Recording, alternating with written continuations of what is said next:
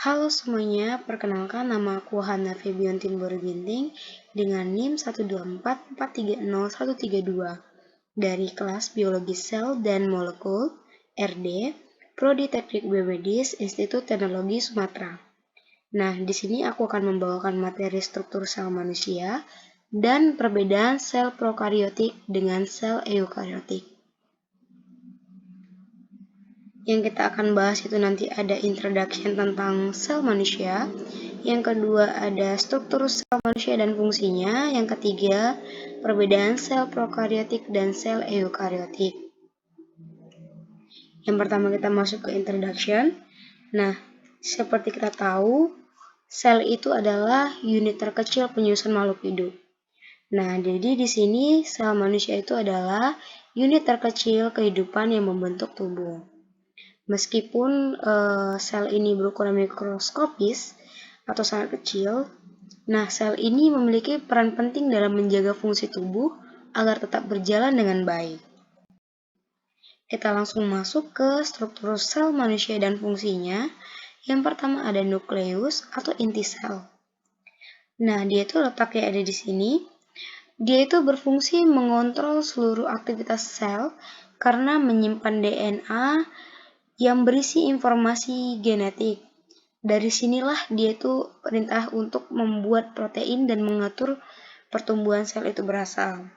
Intinya nukleus itu dia sebagai pusat pengendali dan menyimpan DNA.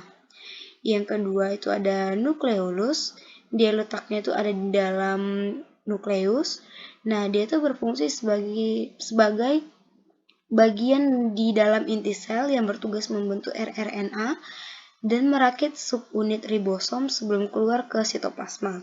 Intinya nukleus itu sebagai tempat pembentukan ribosom. Yang ketiga ada mitokondria, tempatnya ada di sini.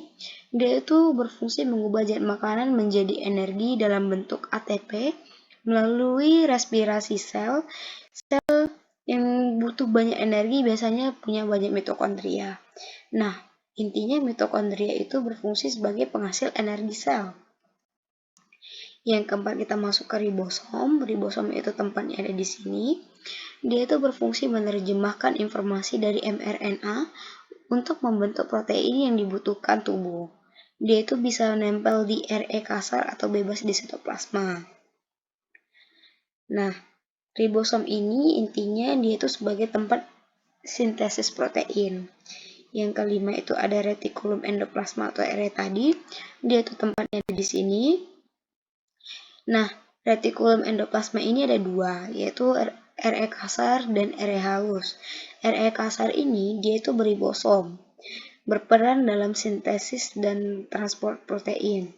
Nah, RE halus dia itu berfungsi dalam sintesis lemak, hormon steroid, dan detoksifikasi. Intinya retikulum endoplasma ini sebagai tempat sintesis dan jalur transport zat dalam sel. Nah, yang keenam itu ada badan Golgi. Badan Golgi itu ada di sini. Dia itu berfungsi sebagai penerima protein dari RE, memodifikasi, mengemas, lalu mengirimkannya ke tujuan tertentu, misalnya keluar sel. Jadi badan Golgi itu dia sebagai pusat modifikasi dan distribusi protein. Yang ketujuh ada lisosom. Lisosom itu dia di sini, dia itu berfungsi mengandung enzim pencerna untuk menghancurkan zat sisa, bakteri, atau organel yang rusak. Nah, lisosom ini intinya itu dia sebagai sistem pencernaan dan daur ulang sel. Yang kedelapan ada sentrosom, letaknya di sini. Nah, sentrosom ini untuk mengatur mikrotubulus dan membantu pembentukan benang spindle saat pembelahan sel. Intinya itu dia sebagai pengatur pembelahan sel. Selanjutnya, perbedaan sel prokariotik dan eukariotik. Nah, dalam sel prokariotik dan sel eukariotik ini memiliki perbedaan utama. Nah, perbedaan utamanya itu ada atau tidaknya membran inti. Pada sel prokariotik, dia tidak memiliki membran inti atau DNA-nya itu langsung berada di sitoplasma. Tetapi kalau sel eukariotik, dia memiliki inti sejati yang dibungkus sama membran inti. Kemudian, perbedaan selanjutnya yang bisa kita lihat, kalau di sel eukariotik itu terdapat mitokondria, kemudian ada retikulum endoplasma, kemudian ada Golgi, lisosom, tetapi di sel prokariotik itu tidak ada.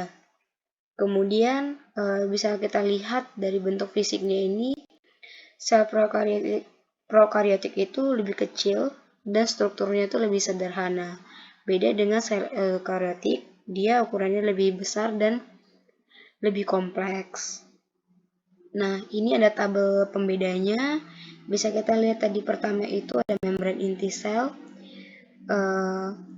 Nah, contohnya itu di sini ada bakteri, hewan, tumbuhan, fungi. Kalau bakteri itu dia contoh dari sel prokariotik, sedangkan hewan, tumbuhan, fungi itu contoh dari sel eukariotik. Nah, di sini membran inti sel, pembeda pertama. Bakteri itu tidak ada membran inti sel karena dia prokariotik, sedangkan hewan, tumbuhan, fungi dia ada karena sel eukariotik. Kemudian ukuran sel. Nah, bakteri itu memiliki ukuran 1-10 mikrometer. Hewan, tumbuhan, fungi memiliki 5-100 mikrometer. Kemudian metabolismenya. Nah, di sini ada anaerob dan aerob. Apa sih anaerob dan aerob itu? Anaerob itu dia organisme atau proses yang tidak membutuhkan oksigen untuk menghasilkan energi. Kemudian kalau aerob itu, dia membutuhkan oksigen untuk menghasilkan energi. Jadi selanjutnya ada item pembeda lainnya, DNA, kemudian ada RNA dan protein, keenam ada sitoplasma, 7 pembelahan sel, 8 organisasi seluler. Itulah pembeda dari sel prokariotik dan eukariotik.